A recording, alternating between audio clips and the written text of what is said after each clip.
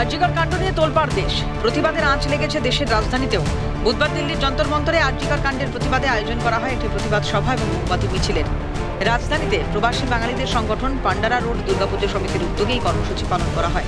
অনুষ্ঠানে ফুল দিয়ে নির্যাতিতার স্মৃতির উদ্দেশ্যে শ্রদ্ধা নিবেদন করেন প্রবাসী বাঙালিরা। বুধবারের এই কর্মসূচির উদ্যোক্তা পশ্চিমবঙ্গ প্রদেশ কংগ্রেসের সভাপতি অধীর রঞ্জন চৌধুরীর স্ত্রী অতসী চৌধুরী। আরজিকরের যে নির্যাতিতা কাদম্বিনী, তার প্রতি শ্রদ্ধা জানিয়ে এবং তাকে যাতে সুবিচার পায় সেই দাবি জানিয়ে দিল্লিতে প্রবাসী বাঙালিদের সংগঠন পান্ডারা রোড দুর্গাপূজা সমিতি এবং মূলত অধীর রঞ্জন চৌধুরী প্রদেশ কংগ্রেস সভাপতি তার স্ত্রী অতসী চৌধুরীর অর্গানাইজেশনের উদ্যোগে একটি প্রতিবাদ সভা এবং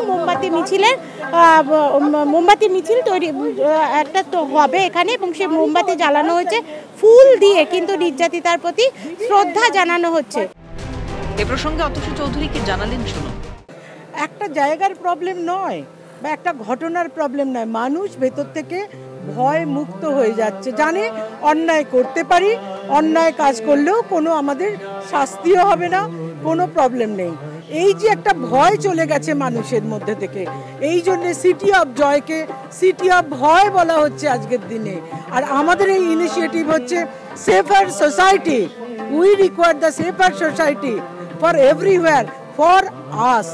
আমরা ক্যান্ডেল করে আমরা প্রোটেস্ট জানাচ্ছি যে এইরকম যে একটা যে ঘটনা হয়েছে এটা খুবই নিন্দনীয়, আর এই নিন্দনীয় ঘটনাকে যেন আর এরকম না হয়, আমরা এর তাড়াতাড়ি যাই, আমরা জাস্টিস চাই।